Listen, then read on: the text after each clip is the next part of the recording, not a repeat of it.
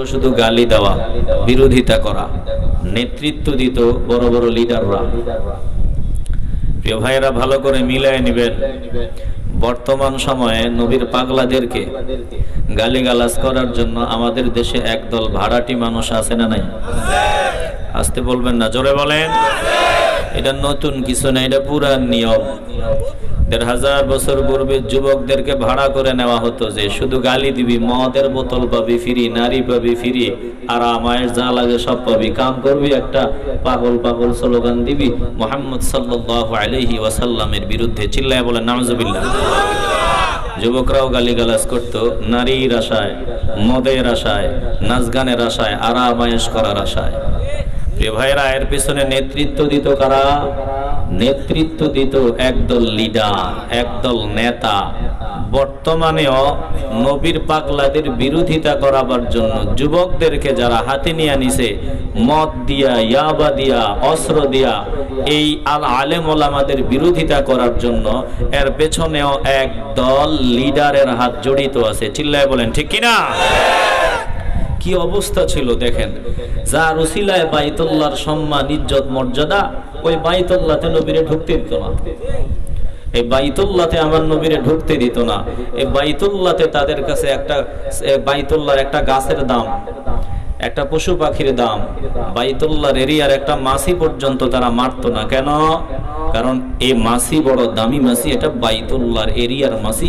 বাইতুল্লাহর ইজ্জতে মাছিটাকেও মারা যাবে না, গাছটাও কেটে ফেলে দেওয়া যাবে না। বাইতুল্লাহর ইজ্জতে, আল্লাহর ঘরের ইজ্জতে এখানকার মাছি মশা পর্যন্ত তারা মারতো না। কিন্তু আমার নবীকে মারা তারা প্রতিযোগিতা দিয়া মারা জায়েজ বানায় নিছে। তো আসতে বলবেন নাউজুবিল্লাহ। এই যে নবীকে মারা, নবীর পাগলাদের মারার পেছনে যারা নেতৃত্ব দিত তারা ছিল লিডার, তারা ছিল নেতা। নেতাদের দ্বারা ইসলামের খেদমত যেমন হয়েছে, হচ্ছে, হবে, আবার এ কথা অস্বীকার করার কোনো সুযোগ নাই, নেতাদের দ্বারা ইসলামের ক্ষতিও সব থেকে বেশি হয়েছে। চিল্লায় বলেন ঠিক কিনা? এরকম একজন নেতা আল্লাহর নবী রাহমাতুল লিল আলামিনকে সব থেকে বেশি কষ্ট দিয়েছে। আবু জাহিল, উতবা সাহেবের সাথে আবুল আসাদ ইবনে কালাদা জাহমি, এরকম বড় বড় নেতাগুলো আমার নবীরে বহু কষ্ট দিয়েছে। আবুল আসাদ ইবনে কালাদা জাহমির সামনে আমার নবী দাওয়াত নিয়ে যায়, দ্বীনের দাওয়াত দেয়, কোরআনের দাওয়াত দেয়, তাওহীদের দাওয়াত, রিসালাতের দাওয়াত, আখিরাতের দাওয়াত, জাহান্নামের বর্ণনা, জান্নাতের কথা যখন আবুল আসাদ ইবনে কালাদা জাহমির সামনে গিয়া আমার নবী শুনাইয়া দেয়, এ গাদ্দার আমার নবীর সামনে দাঁড়াইয়া বৃদ্ধাঙ্গুলি দেখায়া আওয়াজ দিয়া কয়, মুহাম্মদ সাল্লাল্লাহু আলাইহি ওয়াসাল্লাম, তুমি যে জান্নাতের কথা আমার সামনে বলা, এই জান্নাত আমার দরকার নাই। কারণ ইয়াকুলু আহলাকতু মালাল লুবাদা,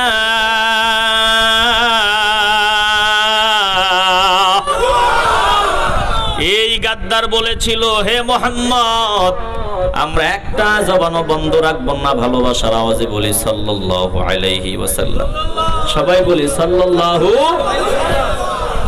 বলে তুমি যে জান্নাতের কথা বলো, জান্নাতের আরাম আয়েশের কথা কাও, জান্নাতের সম্পদের কথা কাও, আমি আবুল আসাদ ইবনে কালাদা জাহমি বিয়া শাদীর অনুষ্ঠানে, নাচ গানের অনুষ্ঠানে, আমোদ প্রমোদের অনুষ্ঠানে যত সম্পদ ওড়ায়া দিছি, আসল সম্পদ তো বাদই দিলাম, যত সম্পদ আমি ওড়ায়া দিয়েছি, আমার ওড়ায়া দেওয়া সম্পদের সমানও তোমার জান্নাতের সম্পদ হবে না। তো আসতে বলবেন নাউজুবিল্লাহ। পাগল, কত নাম্বার পাগল হইলে এমন কথা বলতে পারে? এরপরে আবার আরো বহু গাদ্দারি তো আছেই। আমার মালিক ডাক দিয়া বলে, দোস্ত, এই গাদ্দার মনে করেছি কি তারে বুঝি কেউ দেখে না? কোন পথে তারা সম্পদ উপার্জন করে, কোন পথে তারা ব্যয় করে, কি কাম করে না করে, ওরা কি মনে করেছে ওদের কেউ দেখে না? একটা জবানও বন্ধ রাখবেন না, ভালোবাসার আওয়াজ দিয়া বলবেন, কেউ না দেখুক, যিনি দেখেন বলেন তিনি কে? সব যিনি দেখেন তিনি কে? আল্লাহ বলে আমি সব দেখি, কি করো না করো, কোথায় কি প্ল্যান করো, কোথায় কি যুক্তি পরামর্শ করো, কোন পথে উপার্জন করো, কোন পথে ব্যয় করো, ভেবেছো আমি দেখি না? আমি সব দেখি। চিল্লায় বলবেন সব যিনি দেখেন তিনি কে? আয়াহসাবু আল্লাম ইয়ারাহু আহাদ। আমার মালিক বলেন দোস্ত সে কি ধারণা করে নিয়েছে তারে কেউ দেখে না? আমি আল্লাহ দেখি না এমন কিছুই নাই, আমি আল্লাহ সব কিছুই দেখি। এই বেয়াদব যে বড় বড় কথা বলে, এই বেয়াদবরা যে বড় বড় কথা কয়, কোন পথে তারা সম্পদ উপার্জন করে, কোন পথে তারা সম্পদ ব্যয় করে, আমি আল্লাহ কিন্তু সব দেখি। আর সব কিছুর পুঙ্খানুপুঙ্খানু হিসাব আমি মালিকের দরবারে দেওয়া ছাড়া একটা কদম সামনে এগোতে পারবে না। জোরে কোন ঠিক কিনা? আজ আমার দেশের অবস্থা আমরা তো দেখি, কে কোন পথে কামায় আর কোন পথে খরচ করে আমরা দেখি না। আসতে বলেন কেন আমরা দেখি না?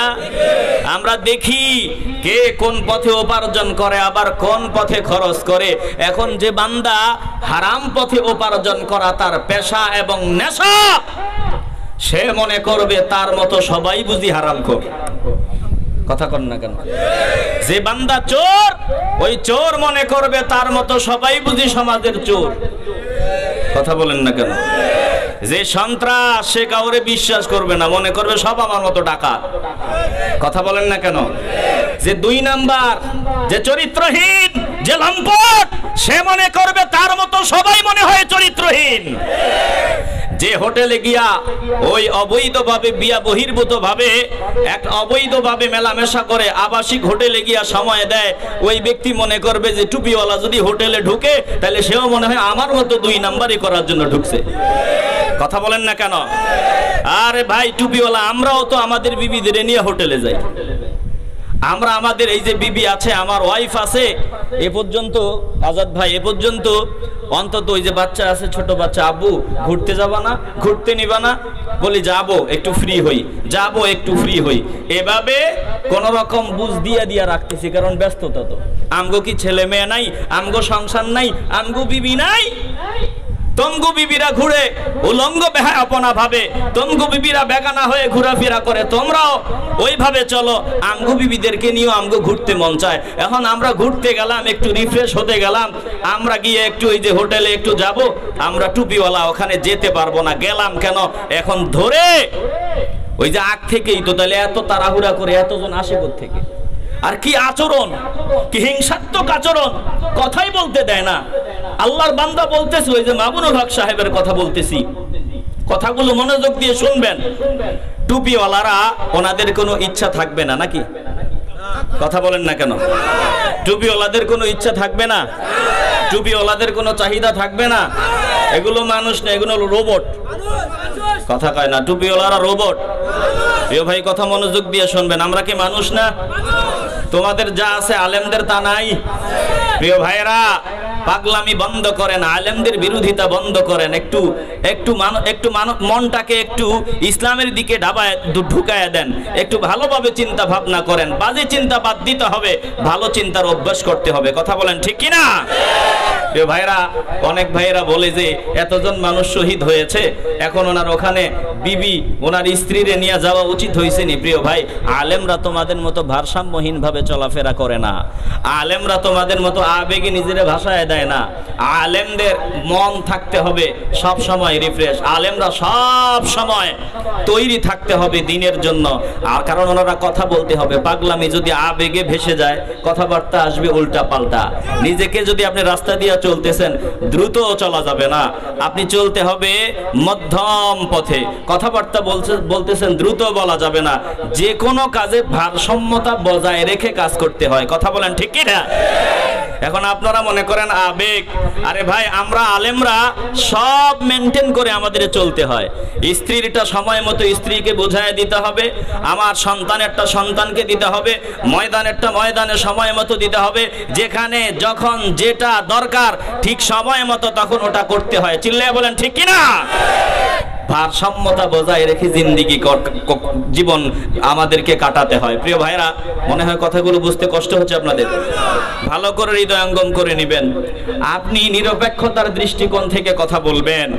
আমি যে বলেছিলাম আল্লাহর বান্দা, এই যে উনি আল্লাহর বান্দা, উনি বারবার বলেছে আল্লাহর কসম উনি আমার বিবাহিত স্ত্রী, 2 বছর হয়েছে আমি বিয়ে করেছি, আমার বিবাহিত স্ত্রী, তোমরা আমার মান সম্মান নষ্ট করতেছো না।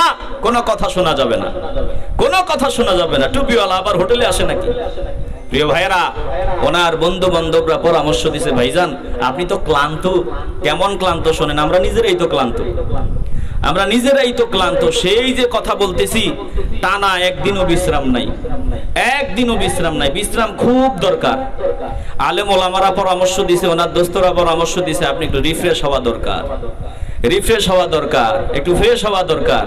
যান, বহু ব্যস্ততা, একটা দিন একটু ছুটিতে একটু সময় দেন। এটা কি অন্যায়? আসতে বলবেন না, এটা কি অপরাধ? কিন্তু ওরা করে দিল কি? মিডিয়াতে প্রচার করে দিল কি? যে উনি নারী নিয়া হোটেলে আটক, নারী সহকারে মামুনুল হক সাহেব গ্রেপ্তার। এখন এই যে মিডিয়াটা প্রচার করে দিল, এখন তো প্রমাণ হয়েছে উনি অন্য কোন নারী না, উনি ওনার বিয়ে করা বৈধ স্ত্রী, হালাল স্ত্রী। এখন মিডিয়া কি আবার ক্ষমা চাইবে? কথা বলেন না কেন, চাইবে? চাইবে না। আমরা অতীতে দেখেছি এনায়েতুল্লাহ আব্বাসী সাহেবকে নিয়েও মিথ্যা সংবাদ প্রচার করা হয়েছে। উনি না, অথচ ছবি দেখায় বলতেছে এনায়েতুল্লাহ আব্বাসী গ্রেফতার, ওই যে সব সন্ত্রাসী কর্মকাণ্ড করতে গিয়া। পরে প্রমাণ হলো এটা উনি আব্বাসী না, এটা অন্য একজন, আব্বাসী সাহেবের কাছের একজন, ওনার ভাই, কিন্তু সন্ত্রাসী কর্মকাণ্ডে নয়। প্রিয় ভাইয়েরা, ভালো করে বুঝেন, এই যে মিডিয়া সঠিক তথ্য প্রচার না করে ভুল তথ্য প্রচার করে দেয়, পরে কি তাদের ক্ষমা চাওয়া উচিত না? এখন প্রচার তো করে দিছে, ক্ষমা কি চাইবে? কথা বলেন না, ক্ষমা চাইবে? প্রিয় ভাই, ভালো করে হৃদয়ঙ্গম করে নেন, ভালো করে হৃদয়ের ভিতরে কথাগুলো ঢুকায় নেন। যে বান্দা যেমন তার চিন্তা চেতনাও হয় তেমন, যে বান্দা যেমন তার চিন্তাও তেমন। আমি বলতেছিলাম ওই যে আল্লাহর বান্দা তাহাজ্জুদের নামাজ পড়ার জন্য পুকুরের পাড়ে গিয়া তাহাজ্জুদ আদায় করবে, এজন্য ওযু করতেছে, পানি নড়াচড়া করতেছে পুকুরের অপর প্রান্তে। মাছ চুরি করার জন্য আরেকজন হাজির হয়ে গেছে, মাছ চোর, চোরের চিন্তায় পুকুরে হাজির। আর চোর চিন্তা করতেছে পুকুরের ওপারে যে পানি নড়াচড়া করতেছে, পানিগুলো নড়াচড়া করতেছে। আমি ভাবছিলাম এলাকায় মনে হয় আমি একজনই চোর, কিন্তু না না না, এখন দেখি আমার মতো চোরের এলাকায় অভাব নাই। যে বান্দা চোর, ওই বান্দা, যে বান্দা তাহাজ্জুদ পড়ার জন্য উঠেছে, মনে মনে চিন্তা করতেছে ও তাহাজ্জুদ ওয়ালা নয়, ও আমার মতো চোর। আর যেই বান্দা তাহাজ্জুদের নামাজ পড়ার জন্য উঠেছে, ওই বান্দা আওয়াজ পায় পুকুরের অপর প্রান্তে, পানির আওয়াজ শোনা যায়। তাহাজ্জুদ পড়নেওয়ালা বান্দার মনের ভিতরে চিন্তা, ভালো করে বুঝে নেন। মানুষ যেমন তাদের চিন্তাও হয় তেমন, তাদের চিন্তা ভাবনাও হয় তেমন। ব্যক্তি যদি ভালো হয় ব্যক্তির চিন্তাও হয় ভালো, ব্যক্তি যদি খারাপ হয় ব্যক্তির চিন্তাটাও খারাপ হয়। আরে ভাই, মুসলমানদের ব্যাপারে তুমি যে মুসলমান, নবীরে মানার দাবি করো, আমার নবী বলেছে মুসলমান তুমি যদি হও, অন্য মুসলমানের ব্যাপারে খারাপ ধারণা করা যাবে না। এক মুসলমান আর এক মুসলমানের ব্যাপারে ভালো ধারণা করতে হয়। চিল্লায় এখন ঠিক কিনা? তাহাজ্জুদওয়ালা আল্লাহর বান্দা তাহাজ্জুদের নামাজ পড়তে গিয়া মনে করে আমার মতো আরেকজন তাহাজ্জুদ পড়নেওয়ালা বান্দা বুঝি ওই দিক দিয়ে ওযু করতেছে। আর যেই বান্দা চুরি করার জন্য এসেছে, ওই বান্দা মনে করে আমার মতো মনে হয় চোর আরেকজন ওই দিক দিয়ে চুরি করার জন্য হাজির হয়ে গেছে। ওরে মুসলমান নবীর আশিকের দল, একটা জবানও বন্ধ রাখবেন না, ইমানের আওয়াজ দিয়ে বলবেন। আপনার চিন্তা চেতনাই প্রমাণ করে দিবে আপনি ভালো না খারাপ। বলুন, আমরা সব সময় মানুষের ব্যাপারে ভালো চিন্তা করতে চাই কি চাই না? এখন মিডিয়া যে প্রচার করে দিয়েছে উনি নারী নিয়ে গ্রেফতার হয়েছে, উনি নারী নিয়ে, তোদের বিবেকে কি কুত্তায় প্রস্রাব করছে? তোরা বলতে পারস নাই স্ত্রী সহকারে ওনাকে আটক করা হয়েছে। নারায়ে তাকবীর, নারায়ে তাকবীর।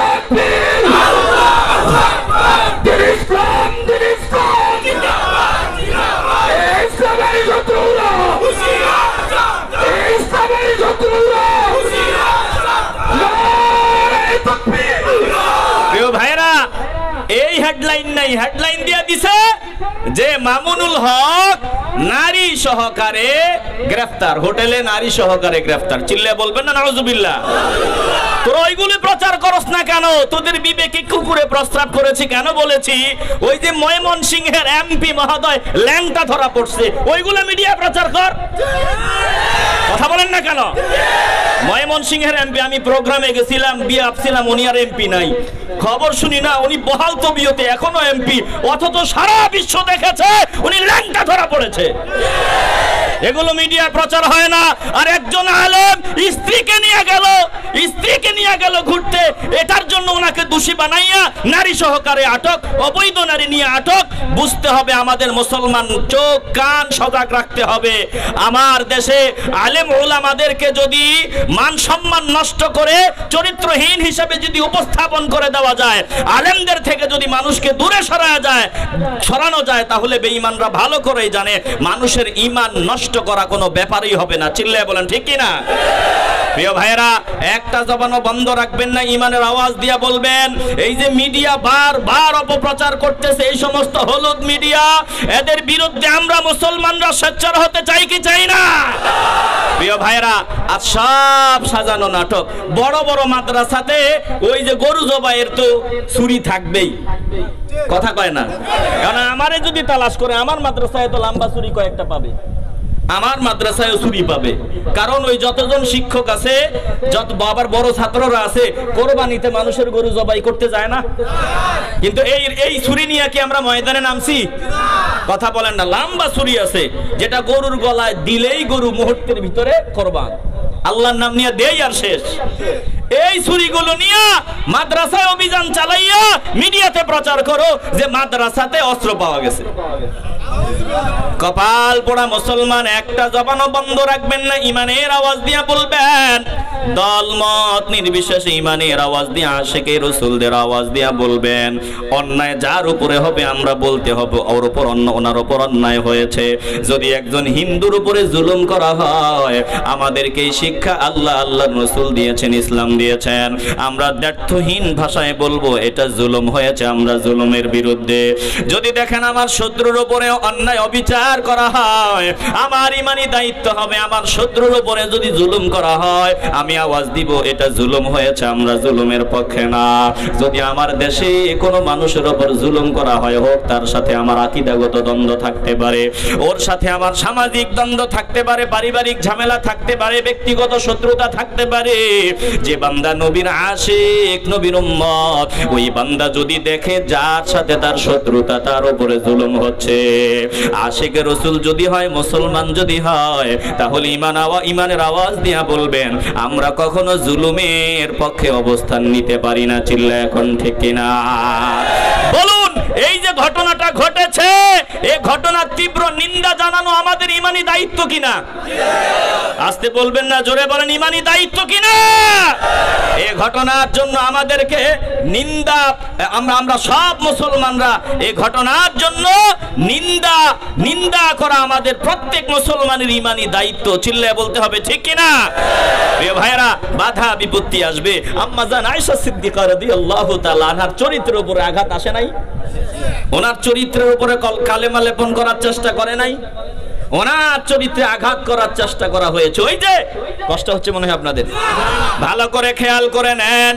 মুরাইসি নামক কূপের ঘটনা, বনুল মুস্তালিকদের বিরুদ্ধে লড়াই করার জন্য আল্লাহর নবী যখন কাফেলা নিয়ে বের হয়ে গেলেন, লড়াই করলেন, আল্লাহ পাক মুসলমানদেরকে বিজয় দান করে দিলেন। এবার বনুল মুস্তালিকদের পরাজিত করিয়া আল্লাহর নবী মুরাইসি নামক পানির কুয়ার নিকটে বিশ্রামের জন্য সকলকে অর্ডার দিলেন। সবাই বিশ্রাম নিচ্ছে। বিশ্রাম নেওয়ার এক পর্যায়ে আমার নবী সকলকে বললেন, সকলকে আমার নবী বললেন সফর করা শুরু করে দাও। আম্মা জান আয়েশা সিদ্দিকা রাদিয়াল্লাহু তাআলা আনহা ওই সফরে নবীর সাথে ছিলেন। আম্মা জান আয়েশা সিদ্দিকা ওই যে হাউদাস পালকির ওটের উপরে পালকির মতো বানানো, এটার ভিতরে উনি থাকতেন পর্দা সহকারে, আর কয়েকজন ধরে এটার উপরে উঠায় দিত, এরপর ওট আবার চলতে থাকতো। আম্মা জান আয়েশা সিদ্দিকা রাদিয়াল্লাহু তাআলা আনহা প্রাকৃতিক প্রয়োজন সারার জন্য একটু দূরে চলে গেলেন। দূরে চলে যাওয়ার পর প্রাকৃতিক প্রয়োজন সারার পর আবার রওনা দিলেন। হঠাৎ গলাতে হাত দিয়ে দেখেন হারটা নাই। ওই বোনের কাছ থেকে হারটা চেয়ে নিয়েছিলেন, হারটা নাই। হারটা খুঁজতে গিয়ে একটু দেরি হয়ে গেল। উনি যখন ফেরত আসলেন, আসার পরে নজর দিয়ে দেখে আল্লাহর নবী আর সাহাবায়ে কেরাম এখানে আর কেউ নাই, সবাই চলে গেছে। নিচে যে ছোটটা হাউদা ওই যে পালকিটা ছিল, এটা উপরে উঠায় দেওয়া হয়েছে। যারা উপরে উঠায় দিয়েছে তারা বুঝতেই পারে না এটার ভিতরে আম্মা জান আয়েশা সিদ্দিকা আছে না নাই, ওরা বুঝতেই পারে নাই। অথচ কাফেলা মদিনায় চলে গেছে। আম্মা জান আয়েশা সিদ্দিকা যখন দেখলেন ওনারা চলে গেছে, তখন তিনি লম্বা হয়ে ওনার চাদরটা গায়ে দিয়া লম্বা হয়ে জায়গায় শুয়ে পড়লেন। আর মনে মনে চিন্তা করলেন, আল্লাহর নবী যখন দেখবেন আমি নাই, তখন আমাকে খোঁজার জন্য এখানেই লোক পাঠায় দিবেন। অনেক দূর যখন সবাই জানতে পারলো আম্মা জান আয়েশা সিদ্দিকা আসে নাই, ওনাকে আনা হয় না, উনি রয়ে গেছে।